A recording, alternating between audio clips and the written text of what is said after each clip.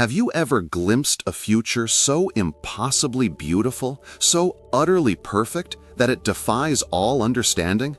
What if I told you there's a place, a city, described in ancient texts, made entirely of pure gold, adorned with every precious gem, bathed in a light that isn't from the sun?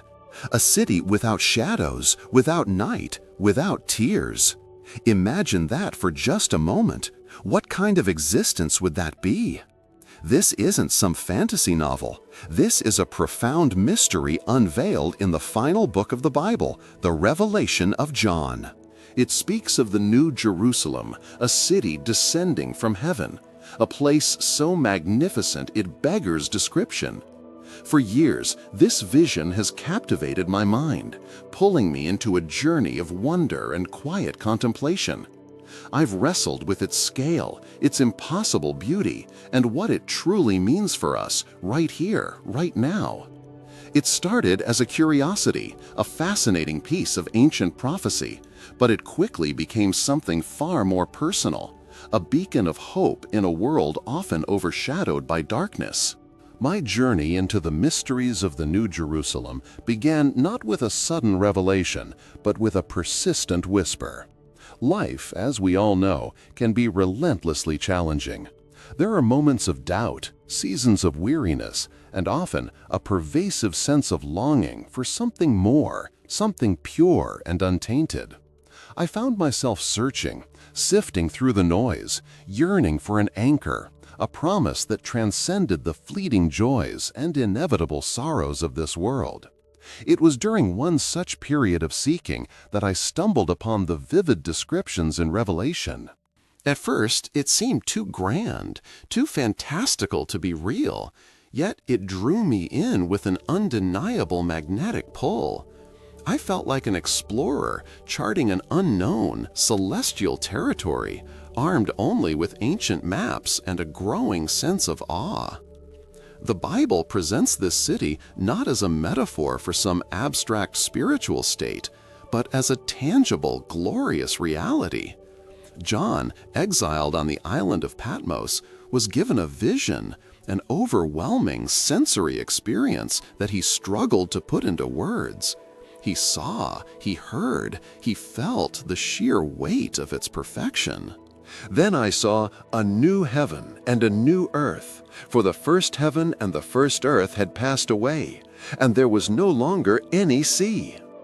I saw the holy city, the New Jerusalem, coming down out of heaven from God, prepared as a bride beautifully dressed for her husband. Revelation 21, 1-2 NIV. Can you imagine that spectacle? A city, a celestial metropolis descending, not built by human hands, but prepared by the divine. The sheer scale of it is mind-bending. John describes its dimensions as a perfect cube, 12,000 stadia in length, width, and height. That's roughly 1,400 miles in each direction. Try to visualize that. A city stretching from New York to Denver and equally high into the atmosphere. It's an impossible structure by our earthly standards, yet it's presented as a literal truth. This isn't a small town, it's an entire world unto itself, a magnificent testament to God's boundless creativity and power. The wall surrounding this city is made of jasper, transparent as glass, catching and refracting every sliver of light.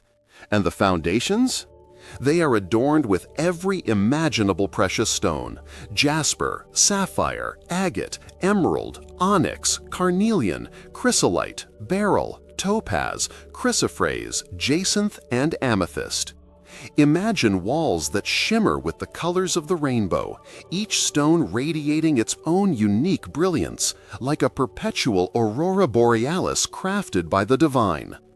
But the most striking detail, the one that truly captured my imagination and evoked a sense of profound mystery, is the city itself being made of pure gold, as pure as glass, Revelation 21:18. Not gold plating, not gold leaf, but the very streets, the buildings, the structures, all pure, translucent gold. Can you even conceive of gold so pure it becomes transparent? Our earthly understanding of gold is opaque, heavy, dense. This description transcends our physical limitations, inviting us to ponder a reality beyond our current grasp. What would it feel like to walk on streets of liquid light? What sound would your footsteps make on such a surface? Would the air itself shimmer with golden particles?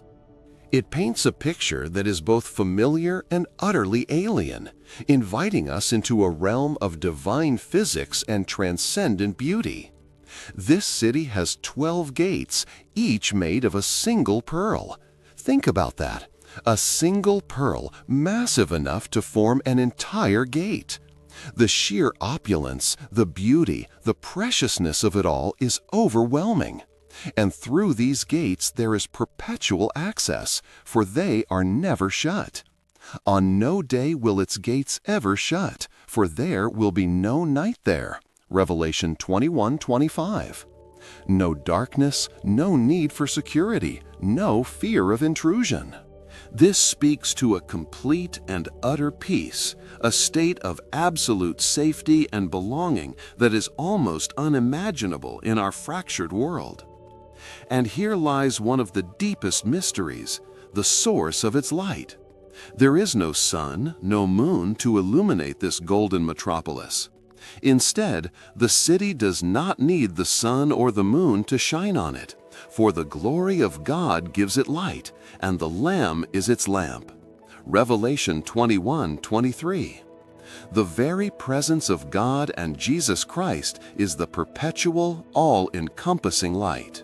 Imagine being enveloped in divine glory, warmth, and radiance, a light that not only illuminates but also purifies, comforts, and sustains. What kind of vision is this?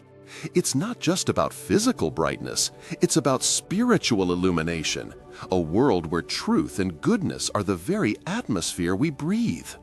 This detail deeply moved me, revealing that the city's value isn't merely in its precious materials, but in the divine presence that permeates every inch of it.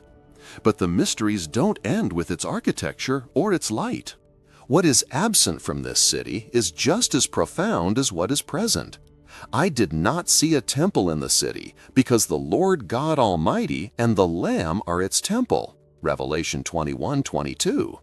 On earth, we build temples and churches to meet with God, but in the New Jerusalem, God's presence is so immediate, so enveloping, that no separate structure is needed.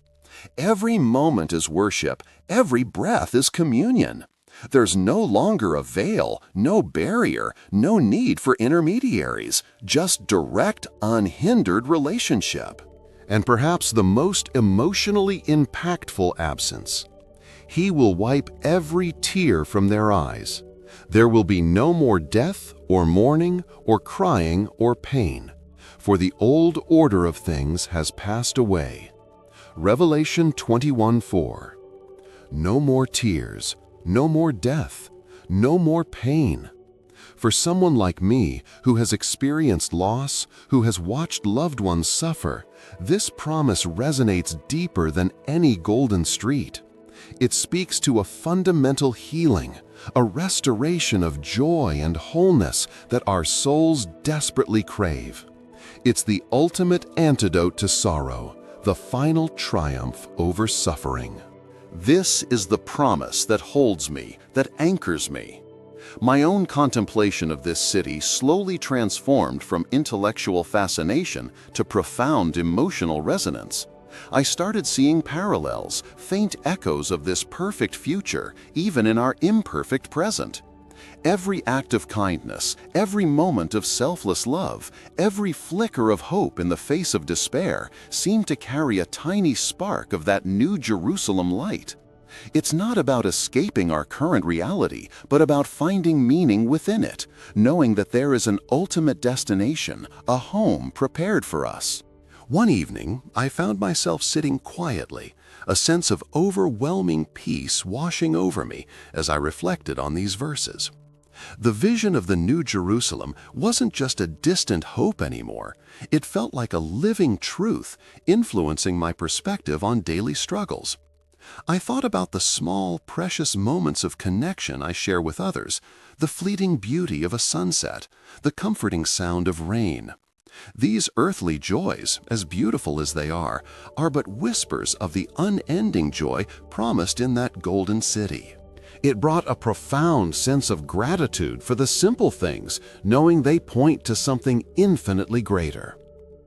The river of the water of life flows from the throne of God and of the Lamb, clear as crystal, down the middle of the great street of the city.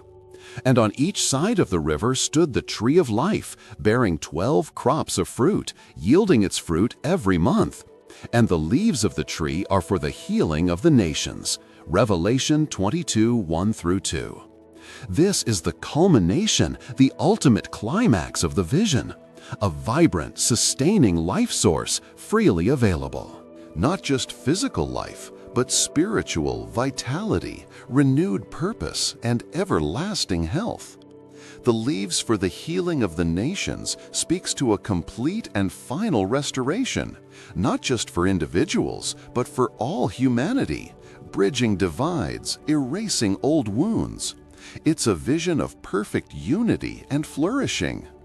This is the ultimate promise, a place where all things are made new, where God Himself dwells with His people, where every longing is fulfilled. It is the end of striving, the beginning of eternal peace. It's the restoration of Eden, but grander, more glorious, purified, and perfected by divine love. This vision isn't meant to make us complacent, but to inspire us. To live with integrity, to love extravagantly, to offer forgiveness freely, knowing that a perfect justice and an unending love await us. So what does this magnificent vision mean for us today, living in a world still riddled with imperfections? It means hope. It means purpose. It means that the struggles we face, the pain we endure, are not the final word. There is a glorious conclusion to this earthly story, a destination more wondrous than we can possibly imagine. This understanding provides an anchor when life feels tempestuous. It reminds me that my true home is not here, but in that city of gold, a city that awaits all who believe. It encourages me to live a life worthy of such a promise, to cultivate seeds of kindness, to sow seeds of hope, to be a small reflection of that divine light in the world around me. It's not about escaping reality, but about transforming it with the light of this ultimate truth. It motivates me to embrace faith not as a set of rigid rules, but as a living, breathing relationship with the one who designed this awe-inspiring future. This journey into the New Jerusalem reminds me to look beyond the immediate, to hold on to the bigger picture, to live with an eternal perspective, knowing that every act of love, every moment of faith, every whisper of prayer is a step closer to that golden city. It's a call to let go of fear, to embrace courage, and to live with an open heart, ready to receive the fullness of God's promises. If this glimpse into the mysteries of the New Jerusalem has ignited a spark of wonder or a flicker of hope within you, I invite you to explore these scriptures for yourself. Dive into Revelation 21 and 22. Let your imagination be stretched and your heart be filled with the incredible promise that awaits. And if you've been touched by this journey, share your thoughts in the comments below. What aspect of the New Jerusalem resonates most deeply with you? Your insights truly enrich this conversation. Don't forget to like this video, subscribe for more journeys into biblical mysteries, and hit that notification bell so you won't miss our next exploration. Until then, carry the light of that golden city in your heart.